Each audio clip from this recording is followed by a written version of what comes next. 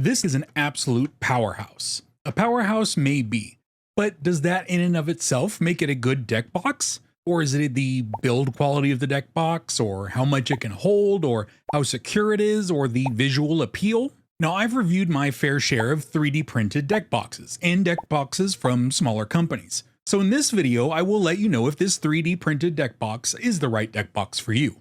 Meet the sci-fi magnetic deck box. It doesn't really have a name, that's just the first bit of the description on the listing.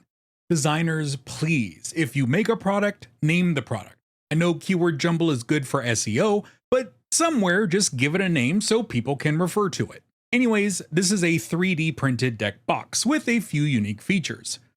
As usual, a 3D printed deck box comes with some imperfections and personality, and this one is no exception. For example, there's this little line level break here, and on the bottom is this smudged area. Neither of them have any impact on the construction or the usefulness of this deck box. But if you're the type of person to agonize over minor imperfections, then I would probably suggest avoiding 3D printed deck boxes altogether. But hey, if you can't deal with some minor nuisances, then you wouldn't be watching this guy. The deck box is solidly built. I've done reviews on a few 3D printed deck boxes, and the majority of them all use what seems to be high quality filament. This is no exception. Not only are the materials quality, but how those materials are assembled is also high quality. And as you can see, this is a big boy, and sturdy as all heck. But exactly how big are we talking? To give you some exact measurements, I pulled out the trusty calipers and went to town. Now the outside of the box is about 90 millimeters wide, about 114 millimeters tall, and then 100 or 114 millimeters deep, depending on where you measure, as the exterior of this box is designed a bit funky. That funkiness will come into play later, but for now, just go with those measurements to get a rough idea of what this will fit in, besides your mom. The inside is considerably smaller, measuring in at about 67 millimeters wide, about 89 millimeters tall, and about 69 millimeters deep, which is very nice. And for those torta enjoyers, this bad boy weighs in at 279 grams. Like Shannon Sharp says, she ain't a lady if she ain't 280. But what does grams and millimeters even mean? Is it some forgotten lost language like Greek or Spanish? Let's instead talk about how many cards it can hold and see what we can stuff into this bad boy, which is a phrase that I have said to your mother a lot. Now, mothers aside, we want to make sure we know what this deck box is capable of. That means how many sleeved cards it can hold, either single or double sleeved, as well as what space it has for tokens, dice, and whatnot. Now, I have a lot of different sleeves, so the amount won't be exact, but you will get a rough idea. We'll start with my Aisha Tanaka Commander deck, which is a single sleeve deck. It fits in totally fine, and with some room for about, let's say, 20 non-sleeved cards.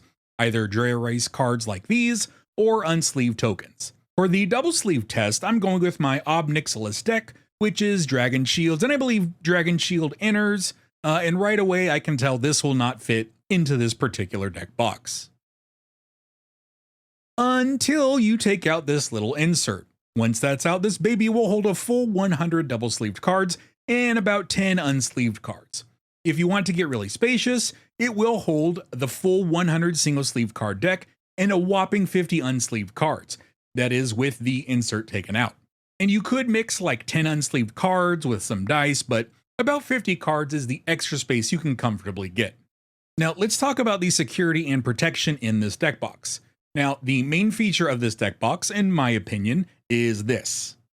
This Fallout vault door looking type thing is the linchpin to the whole deck box. While this bar is vertical, the box is locked. When you turn it towards the left, the deck box is unlocked and can be opened. And the way they do it is kind of ingenious. Firstly, there are these two magnets on the lid and the front face. When you turn the front face, the magnets line up and they secure. But it also has this little disc, and it may be hard to see, but it has this ever so slight outcropping that, when you turn, slides into these little grooves on the face of the box. So that makes this not only secured via magnets, but physical resistance as well. It is super secure and clever, and it's really the only way to open the box. Now, most boxes can be opened by like lifting the top or whatever.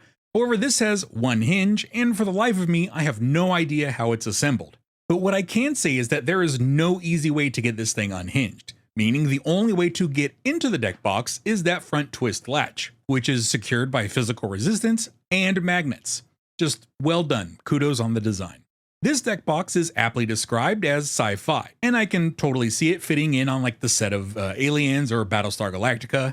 Now, being an Azorius head, I got white, which in retrospect probably is not that great. If I could do it again, I would probably go for black or maybe some sort of off gray. And one minor thing that I really enjoy is how the lid uses that impenetrable hinge to lay flat, nuzzling the top of itself into the bottom of the body like so. This doesn't have any practical effect really, but I appreciate the design effort. And the most important part of any bespoke deck box is how well it fidgets. And this one is great. That front vault latches, well, I mean, I can show you, but you can't really feel it through the video. It's just such a great pleasure to sit there and unlatch it and then latch it, letting the magnets slide into its place and settle.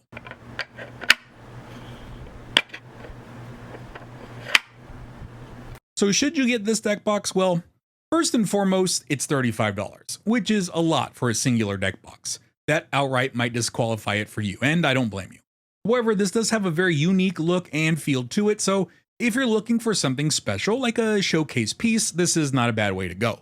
And it won't fit into things that, say, a boulder might fit into. So if you have a tight Tetris-like storage solution or a small bag you use for commander events, this box might be a bit much for that. But if you just have a giant bag or are looking for something to keep on your shelf for the home game, this box definitely commands your attention. And if this deck box wasn't to your particular needs, take a look at this review of my favorite 3D printed deck box of all time.